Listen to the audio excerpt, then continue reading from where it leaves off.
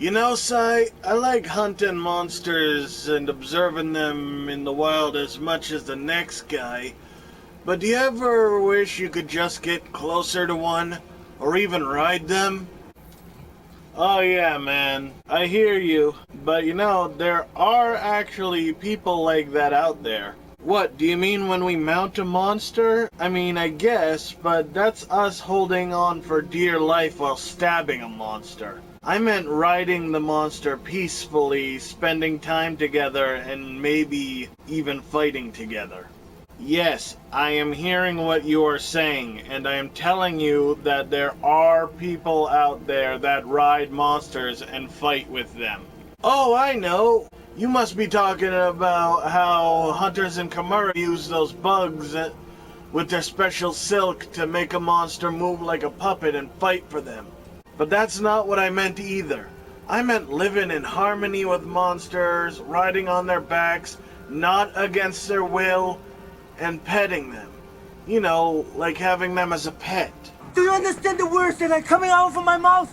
Don't nobody understand the words that are coming out of your mouth, man. Monsters. They are fascinating creatures that we are constantly trying to learn more about to understand their place in nature and how to coexist with them. But at the end of the day, they are wild animals, and while some are willing to tolerate humans until they are provoked, they are undeniably the minority, with the vast majority being predators that wouldn't hesitate to make a meal out of a human or wyverian, while many more are incredibly territorial and will attack anything that violates their turf. However, while that is the situation for the majority of people in our world, it does not extend to all people. For you see, while we have grown and learned to respect monsters and nature far more than the ancient civilization, there were still groups of people who believed we were being unnecessarily cruel with how we handled monsters. But I have no idea what they're talking about. Gotcha, bitch! And so these people left the larger and more populated kingdoms and cities to make villages in secluded areas far from the curious eyes of hunters, where they would commune with nature and the monsters in it, learning how to bond with these magnificent creatures to become not monster hunters, but monster riders. So, now in their little villages, they seek to observe and understand monsters in nature rather than capture and study them, as well as more peacefully solve issues and disputes with monsters, rather than killing them or beating them up and relocating them like hunters do. But while they do have weapons and such to do that on their own, it's easier with a friend, and so they partner up with their very own monsties, a term coined from the words monsters and buddies. It's kind of lame, but I digress. So, you may be wondering how they do this and if just anyone could. Like, could you jump on a basil geese's back and be best friends with it? No, you can't. Don't do that. It's unknown when or how, but what is known is that at some point before they even officially became riders, the people of these villages found a strange type of glowing ore that somehow resonates with people and monsters alike. It seems to calm and pacify these beasts, allowing people to get near them and form a connection with them, a kinship, if you will. And thus this ore was dubbed kinship ore, and riders broke very small chunks of them off and made them into specialized accessories, most commonly worn on the back of one's hand, known as kinship stones. But this alone is not enough. Simply having this won't just let you start riding a basil geese. Seriously, stop doing that. Having a kinship stone does not automatically make all monsters friendly and let you jump on their back. Trying that would be a good way to get eaten.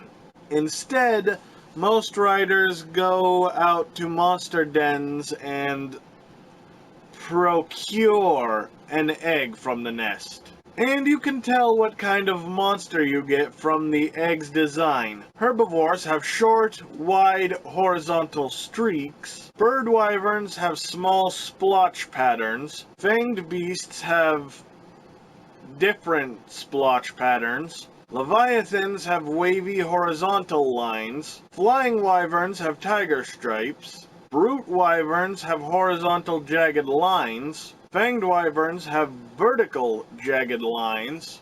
Amphibians have streaks like herbivores, but thinner and vertical. Temnocerans have vertical lines from the top of the egg to the bottom. Piscine wyverns have spots all over. Palamutes have a shuriken design. That's right, dogs come from eggs. And elder dragons have giant stars on them. Wait, I thought Nergigante were born from the fallen spikes of an adult Nergigante. How did he find an egg for one? Interrupt my story again, Reggie! See what happens! Now, I should note, this is not the only method of obtaining a Monstie, just the most reliable. There is an account of a young girl named Avinia who got lost in a forest one day and snuggled up to the first thing she saw, a Barioth. I don't think I should have to tell you why that's a bad idea, but here's a list. Then people eventually found her and brought her home. Then she went out to the forest again and was attacked by a Gypceros, but saved by that very same Barioth, who decided to go with her and be her Monstie. Definitely the longer and more dangerous method, but it can work. So either steal eggs and raise the baby that hatches, or go out into the wilderness, hug a wild animal, and hope it doesn't eat you. I'll leave the choice up to you. So, you may be thinking to yourself, wow, this is revolutionary. So, why don't writers go around everywhere and teach hunters and the rest of the world about kinship? Well, the thing about that is, bad things happened that way. You see, most people in our world are so used to seeing monsters as threats, the idea of befriending and riding them was completely outlandish to them.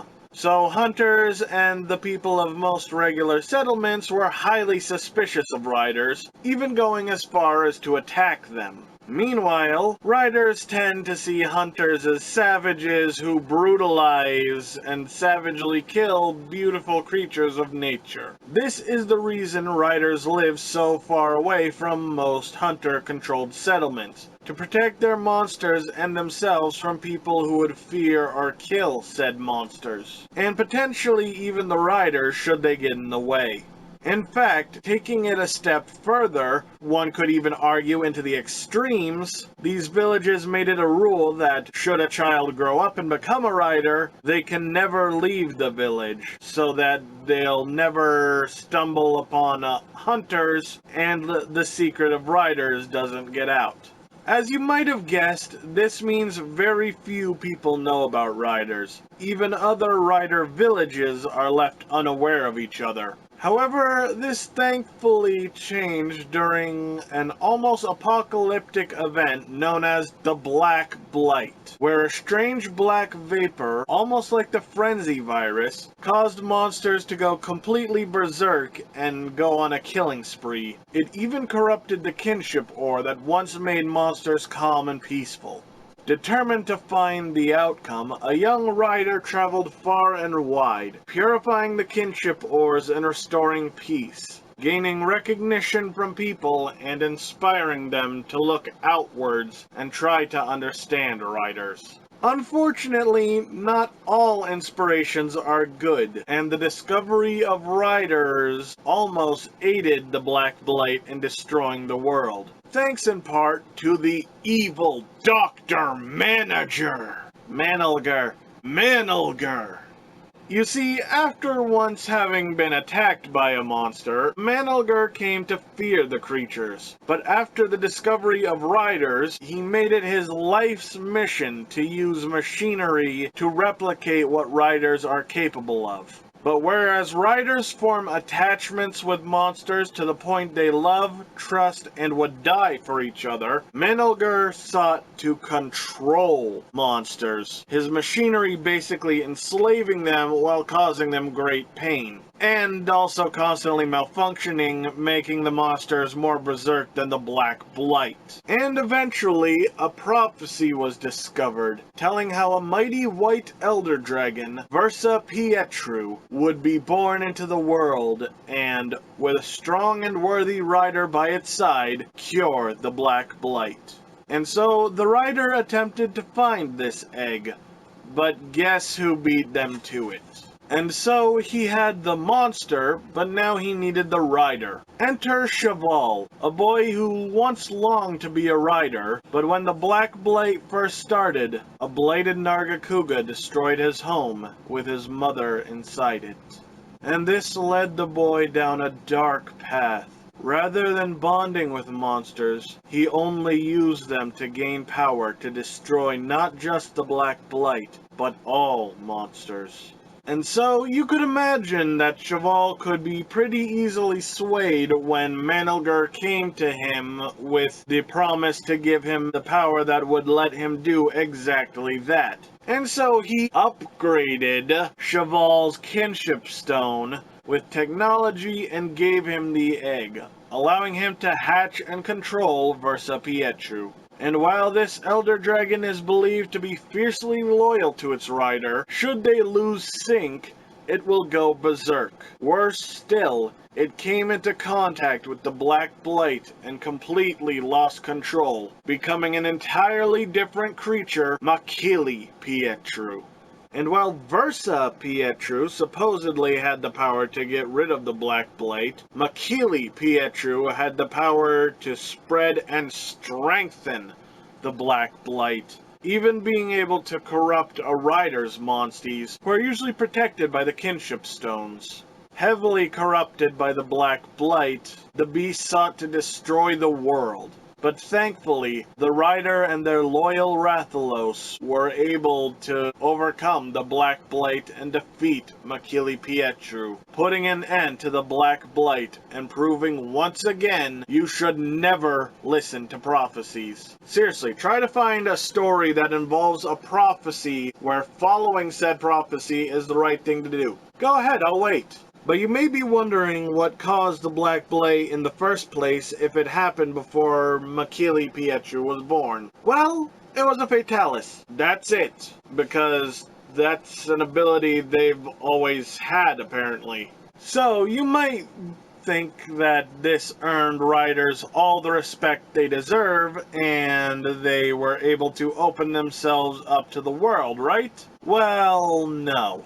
Their efforts with the Black Blight certainly helped, but opinions can't simply change overnight, and some might even question certain events. So while things definitely improved, there are still hunters who see riders as lunatics who sided with the enemy, while some riders see hunters as barbarians who kill their friends. But since hunters have been working with the guild so much longer than riders, the guild generally sides with them, to the point that some particularly dickish hunters will openly mock riders' beliefs and culture, trespass on their sacred grounds, and, in extreme cases, even try to capture and kill one of their monsties. Sai, aren't you being a bit disingenuous here? After all, that is a Razewing Rathalos believed to be capable of destroying the world, so I'd say the hunters were right to take it. Just because it's your son's Rathalos doesn't give it special treatment. You're on thin ice, Reggie! But riders would have a chance to prove themselves once again as another apocalyptic level event took place. We don't have a fancy name for this one, but the gist is massive pits started appearing all throughout the world. These pits would radiate a bright red light, dubbed as Rage Rays by the guild, that would send monsters into a blind frenzy, and Rathalos began disappearing en masse. And all this was blamed on a Rathalos born with black, dysfunctional wings known as Raisewing Ratha, who prophecy foretold would be able to destroy the world with a dark power. However, these events were taking place before this Raisewing Rathalos even hatched. Pretty hard to cause the apocalypse when you're not even born yet.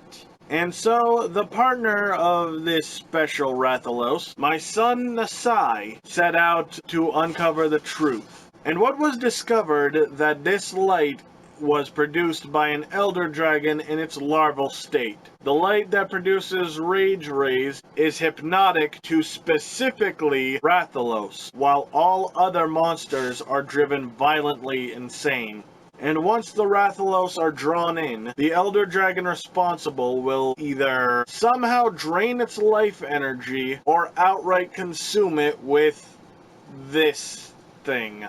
And this creature also emits a strange call, almost like a voice, which some individuals found rather hypnotic themselves, including this guy, Zellard, who, upon hearing a beautiful voice he could not understand, somehow deciphered that this creature was going to remake the world, and so he organized a cult in order to capture more Rathalos to feed to this creature they called the Exalted One, to speed up its growth and bring about this new world. And ultimately, they succeeded, allowing these worm tendrils to feed on enough Rathalos until it had enough energy to become its true adult form, the Wings of Ruin, Ultura.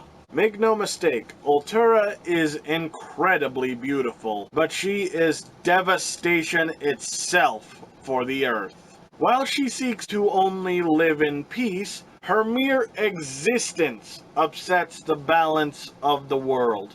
Her very presence causes large-scale shifts in the weather, similar to Alatreon. But unlike the Blazing Black Dragon, who can choose whether or not to deliberately do this, Ultura seems to do this passively, so it does not stop as long as she's alive. And she has absolutely zero regard for any living things other than herself, and she will aggressively attack anything that gets remotely near her. Which is bad because, also like Alatreon, she has control over all 5 elements, and with her seemingly limitless levels of energy, she can use these to absolutely devastating effect. But thanks to the efforts of Hunter, Rider, and Monster, Ultura was finally defeated, and peace was restored to the world once more, proving 2 things. Riders have more than earned their respect of the people, and, once again, you never listen to prophecies.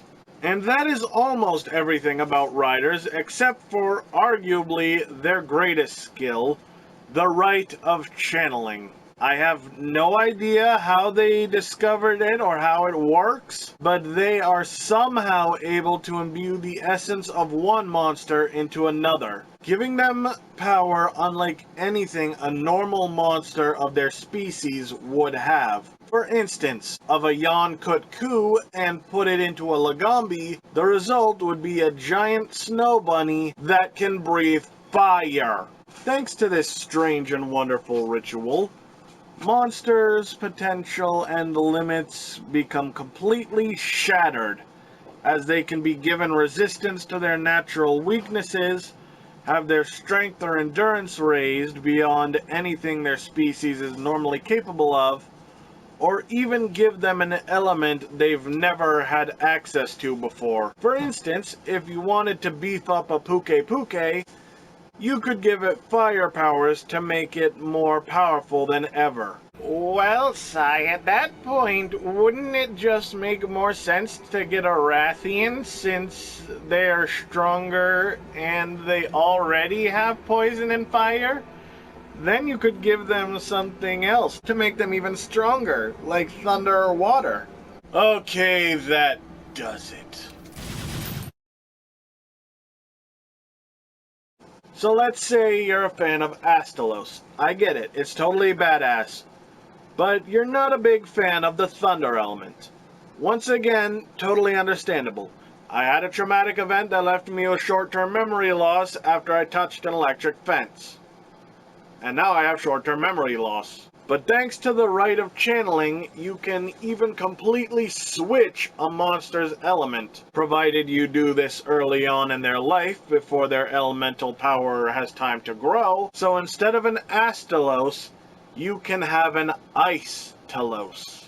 So there you have it, everyone. A look into the lives and history of riders. It is truly incredible how, despite all the harm either one can do to the other, people and nature can still come together and do incredible things. And I don't think anything exemplifies this better than the bonds shared between riders and their monsters. Two amazing powers coming together to make each other better than they ever could be on their own. And so, there you have it, everyone. That is a look into rider history and culture. Again, this was probably one of the best ideas I think the series has ever had. The idea of actually having pet monsters you can team up with and do things together was something I feel like we probably all wanted at some point, and now we have it with Stories and Stories 2. I do think having the kinship stone be, what allows the riders to have bonds with monsters is a bit cheap rather than, something they can naturally do on their own. But it's understandable, and that's only one minor point. Everything else really cool, and the rite of channeling especially is just amazing. Like I said, being able to switch an Astalos from thunder to ice is really cool, or whatever else you want to do with monsters is just amazing and a really cool idea. So I think you guys will be happy to know I have my next 4, possibly 5 lores lined up. First off, Royal Ludroth. Second, I think this will make a lot of you happy, I know you've been asking for a while, Magna Malo. After that, Gypsaros. And then, this is where the possibly 5 comes in. I'm going to do Malzeno, but considering everything that you have to talk about with the Curio, they might actually need their own lore before I get to Malzeno, because, like I said, there's just so much to talk about with them, and they're such a big part of Malzeno. Yeah, I feel like you gotta accurately cover them. So yeah, let me know what you guys think. Do you think I'm better off giving the Curios their own lore, or should I just condense it as much as possible and stick it in with the Malzeno lore? I'll leave that up to you guys. But for now, thank you all so much for watching. If you like this and want to see more, go ahead and slash that subscribe button.